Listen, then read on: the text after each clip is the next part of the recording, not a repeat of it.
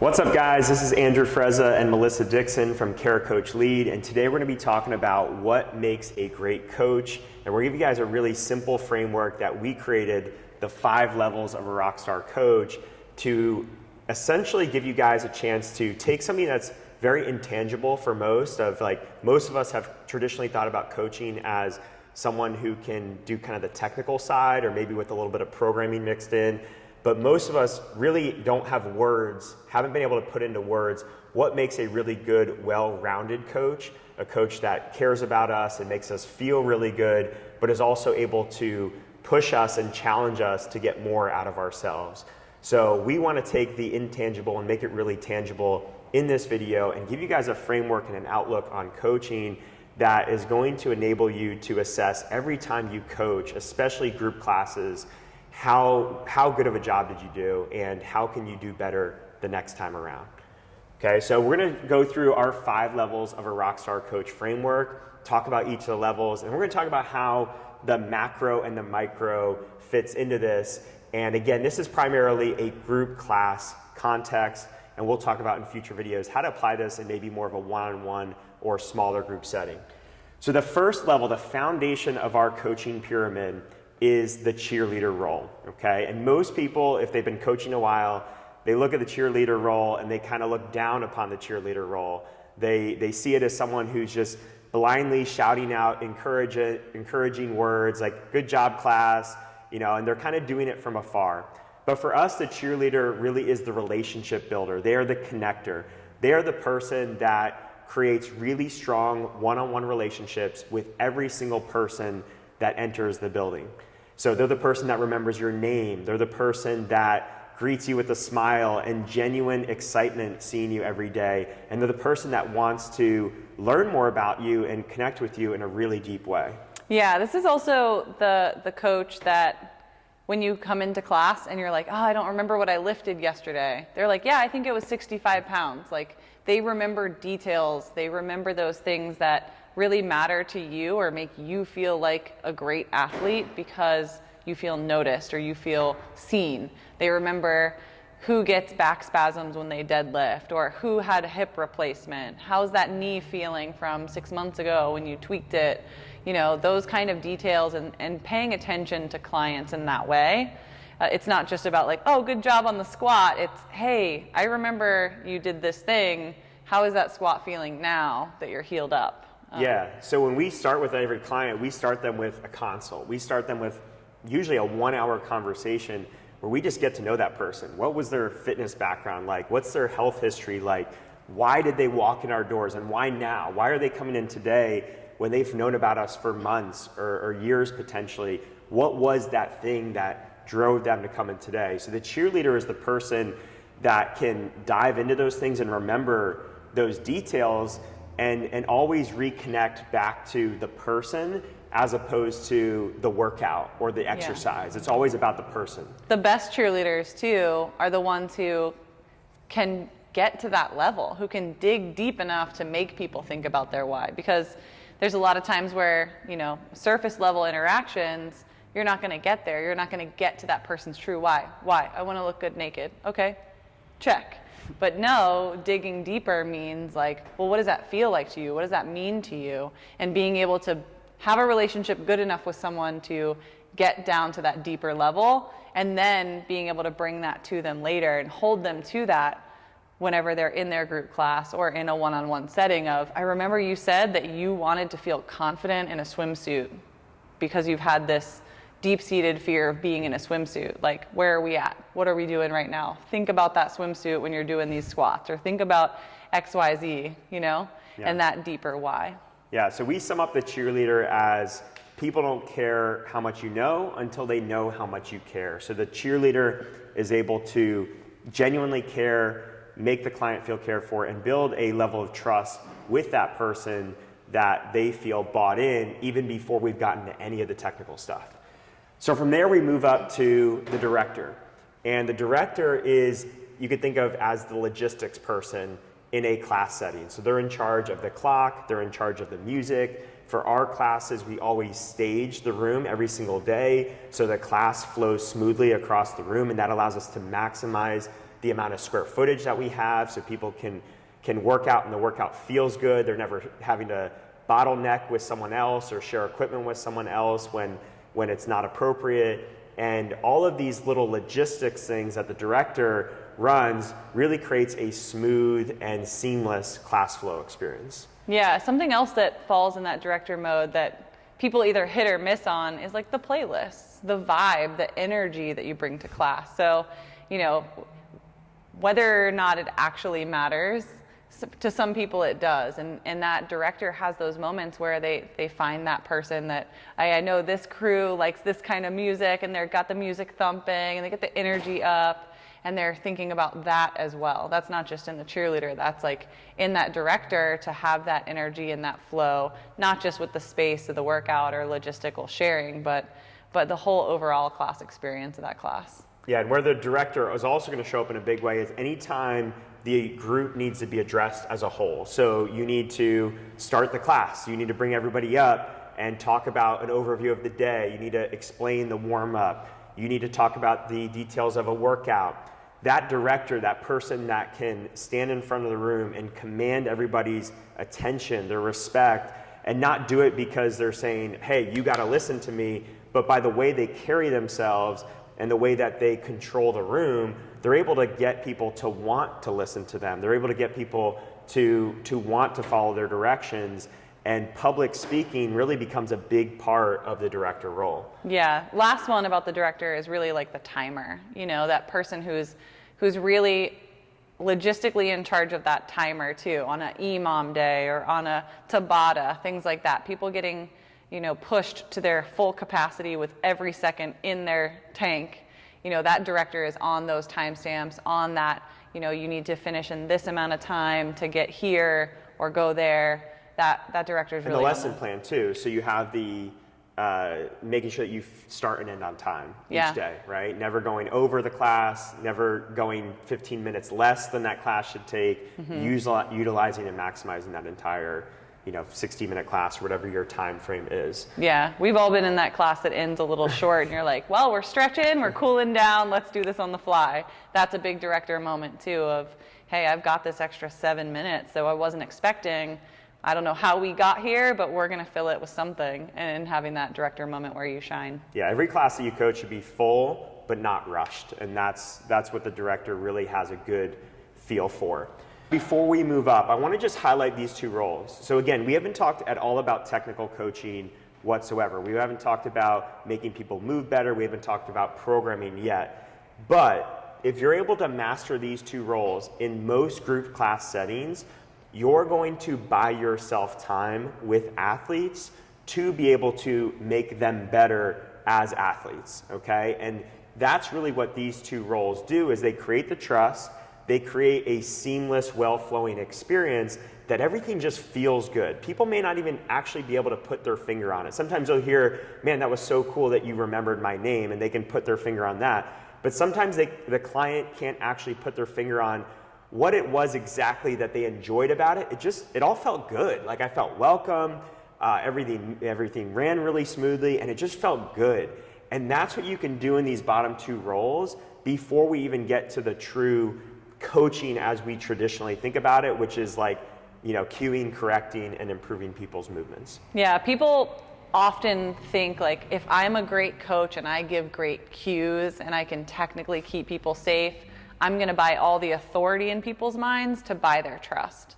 But when in reality, it's really that relationship that you have to establish. The trust comes from knowing your heart is in the right place for that person. And that comes down here more so than there, because I can tell people squat below parallel all day long, or knees out, or knees forward, or whatever cue I want, but that doesn't buy me any leeway if they don't feel comfortable with me coaching them. Yeah, so. And most people are not, like most people, maybe knees out was a great cue for them, and maybe they made the improvement, but most people that are fairly new to fitness or new to your environment, they don't really know, they don't have enough feel for their body to know whether that was a good cue or not. All they know is how you made them feel early on. Over time, they will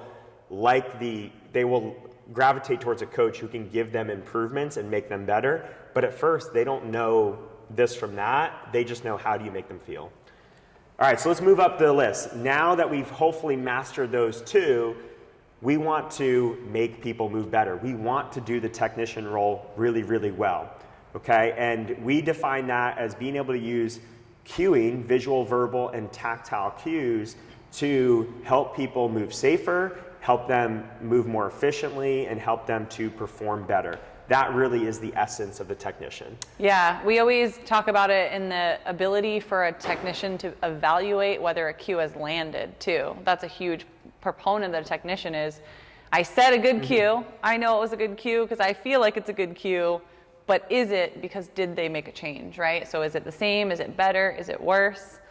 Should I move on? Should I continue being relentless? And being able to evaluate that on the fly. So if you can't really have that self-awareness piece of, I sent the cue out, did it land? Did I make a correction? Did they get better? Then the technician is irrelevant. Yeah, a good cue is the one that works. Yeah. So you got to be willing to alter your approach and change your approach for your athletes. The other piece of that too is like any movement assessment tool that you have at your gym. So not just being a good mover corrector, right? You have to have a layer deeper than that of, is this person owning their range of motion? Do they even have a full depth squat, or should they be squatting this far? Should they be doing a deadlift from risers because they can't touch the floor? Like things like that come into play. And if you don't have a wherewithal with movement assessment tools or finding that person's range of motion, you don't have the relationships to get to that level with them, you can't even have that technician role in your pocket. Yeah, that's one of the things we've been trying to weave in some of these videos. If you guys have been watching videos up until this point, or are going to go back and watch some of our old videos, is how do we bring in a movement assessment to understand people's capacities and coach people in a way where we're not just like a hammer and everything we see as a nail, but we can use the different tools in our toolbox to understand that, you know, pushing one athlete to squat below parallel may not be the goal for this other athlete based on this assessment.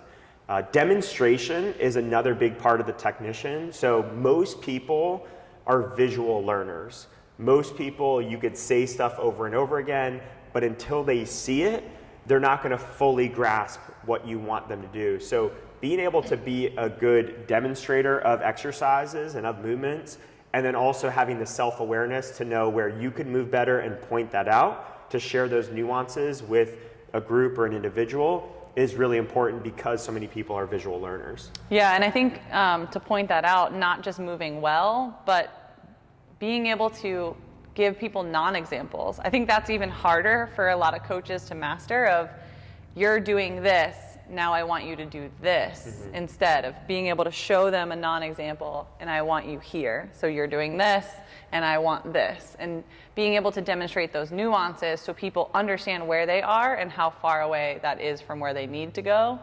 So people usually only focus on the, I need to move well, and show them the good thing, but they don't know that they're not doing that good thing. They can't feel that. You have to show them that non-example to get there. Yeah.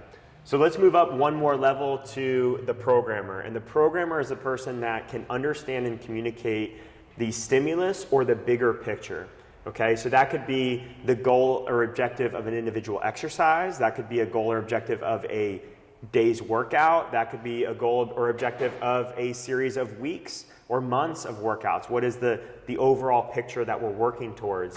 And what I want you guys to understand is that you may not actually be the person programming any of your workouts right now. You might be working in a group class setting where someone else does the programming. But that doesn't change the fact that you have still a big hand in the programming role, whether that be you giving feedback to the actual programmer to help them shape and make their programming better. But more importantly, when you're addressing a class and you're delivering the workout of the day or a warm-up to a class, can you communicate the goal and the stimulus of that day where every single person really gets it and they understand it, and it almost feels customized and individualized to them? So one thing that we focus on is, like, a lot of CrossFit gyms have historically used RX weights in their programming. And we stopped doing that because what we learned is that at the board, we were actually communicating, instead of, hey, this arbitrary weight is what you need to do, 20-year-old person who's super fit and 70-year-old person who's brand new to fitness, instead of saying this arbitrary weight is the goal, we've now said, hey, this is actually how this weight should feel. Let's choose a weight that enables you to do 15 reps unbroken when you're fresh. And during the workout, we're only asking you to do 10 per round, but we want you to choose a weight that you can do 15 plus unbroken reps of when you're fresh. And over time, as we communicated that more to the group, we realized, well, why do we have this arbitrary number on the board when really what we want our athletes and clients to understand is what stimulus they should be feeling and choosing for themselves. Yeah, it translates really easy when you talk about it in terms of like barbell weights, but I think like the nuances of scaling and modifying of gymnastic movements and other, patterns that happen in the gym, that's where it really gets like muddled, and that's where the programmer can be really strong of sticking to that stimulus of, okay, well, instead of doing this motion and just going, you're going to bike instead of doing XYZ because your knee hurts or your ankle is tight, whatever it is, being able to mimic something even closer instead of just subbing completely. Like someone doesn't have pull-ups and the modification is ring rows every time, but it's really designed to get your heart rate up and do a big set that's really going to, bang out 15 pull-ups. Okay, well, maybe jumping pull-ups is a better option. Maybe it's a burpee pull-up or, whatever the stimulus of that day is or the design is, being able to, on the fly, modify and give that individualized, not just make it feel individualized, but actually individualize it for people when they need it. Yeah, so the programmer has some good understanding of just basic stuff around anatomy. They have good understanding of stuff around energy systems as well. They understand some of the principles of strength training and linear progressions versus more of a constantly varied approach, and understanding when one may be appropriate over another. They also understand the basic movement patterns. So for us, we bucket things into like squat, hinge, upper body push, upper body pull, core carry. So we have these frameworks for how we bucket different types of movements and how we want to balance a given week or month of workouts for each of our clients. So let's finally move up to our top of the pyramid, which is what we call the coach, which is what we all aspire to be this true coach. So the first thing that we have to understand about the coach is that the coach can very seamlessly take on any of the roles beneath them to fit the situation that they're in any given time, okay? So when they need to be the great cheerleader, when they need to build relationships or encourage someone because they're down, they can tap into that. When they need to stage and do the logistics and command a room, they can do that as well. When they need to help people move better and cue and correct and keep people safe, they can do that. And when they need to communicate the bigger picture and the stimulus and why we're doing something, they can do all of that. And they're able to be the perfect role at any given time, at any given moment for each of those clients. Yeah, this is the flow state of all of the layers. This is that in and out, all the different layers. I think another component that comes in as the coach is that you never judge a book by its cover theme, but you really do judge a book by its cover. Every person in the class is looking at us for our physical presence of, did we show up for a job today? Do you look like you're here to coach, or do you look like you're here to work out? Are you groomed? Are you kempt? Or did you just get done working out and are you a sweaty mess, huffing and puffing at the whiteboard? Do you look credible? I think that's a huge one that's really missed a lot, especially in like garage gym spaces or out like roll up door kind of gym spaces where the vibe is kind of, is that the person taking class or is that the person coaching class? And that credibility says everything about what I'm going to pay you as a client. I'm not going to pay a high premium for a service where the person is dressed poorer than I am and I'm about to get on the floor and do a burpee.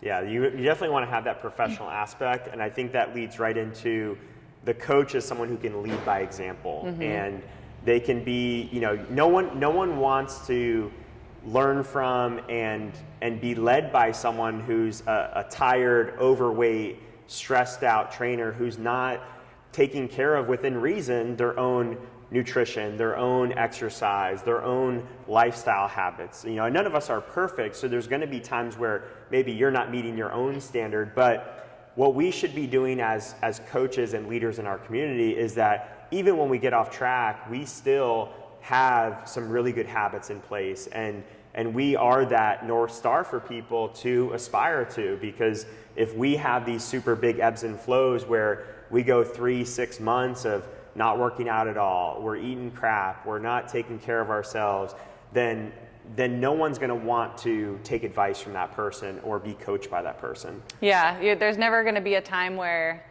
you're going to have a credible look with a client when you're saying like, oh, I never got sleep, and that person's saying, this person's always complaining about a lack of sleep, and you know, like, how are they going to tell me how to get my life together when they so clearly have it all out of sorts? Yeah. So hopefully this framework really helps you guys out and gives you a better picture of what makes a great coach. And we want to just touch on one more thing, which is this idea of the macro versus the micro. So some of you guys probably already were intuitively getting that as we talked about it, but the coach, in addition to balancing the different roles, is also balancing the group dynamic with the individual dynamic. And the ability to bounce between those is a really tricky dance that, when done well, is amazing. So when we look at these roles, every other role tends to be very one-on-one focused, versus these middle two roles, the second and fourth one, are more group focused. So the cheerleader, the technician, and the coach really happen in a one-on-one setting. And that's where a lot of people miss the boat on this cheerleader, is they think it's a stand back from afar and just yell out encouragements. But the cheerleader is probably the most one-on-one role. It has to take place by using someone's name, being close to their physical space, getting them to feel your presence and feel your trust. And that's a very one-on-one role. Whereas the director, you can see, is more macro. It is definitely more logistics and clock and music and addressing public speaking to the group. And then that alternates again to the technician, more one-on-one. Programmer, our ability to present the stimulus to the entire group. And then that coach looks more like that life coach for that individual that's able to have those difficult conversations, be a leader, be a professional for that person. So your ability to bounce back and forth between the macro and the micro is really going to deliver an amazing group class. Yeah, I like to think of that as like zooming in and zooming out. So like that coach hat, that flow state of being in a coach is that being able to kind of be outside of yourself when you're coaching of, did I use every person's name today? Did I deliver a cue to every person today? Did I zoom in to this person enough? And then zooming out of, did that whole group get what I wanted them to get today? Did everyone in this class have a good time? Did they, leave with a smile? Like, being able to zoom in and zoom out is that ultimate coach role of looking at it from the micro and that macro. Yeah, so a lot of coaches will create rules of thumb for themselves. Like, for every 3 to 5 one-on-one interactions that I have in a workout, I'm going to step back and re-triage the group, reassess the group, and see where I want to dive in next. So you're constantly going from this zoomed in on a single person or 2 people, back out, and flowing back and forth between those 2 states. So we hope this framework really helps you guys out. Take this into your next group class coaching session and assess yourself. How did you do in each of these roles? What is your strongest role, okay? Both in this class and historically, what is that role that you naturally gravitate towards and excel in? And then what of these roles do you struggle with? Do you maybe just don't think about, you never spend time in or pay attention to, or you've worked hard at and you still need more work at? And if you guys need any help, we have an amazing course called the RockStar Coaching Course, set up to teach you how to master each of these levels and get more nuance with it. So if you're interested in that, we'll have the link below in the comments. And don't hesitate to reach out to me, Andrew at fittown.com, or Melissa at fittown.com if you guys want to learn more. But thank you guys for listening. If you have any questions or comments, leave them below, and we'll see you in the next video.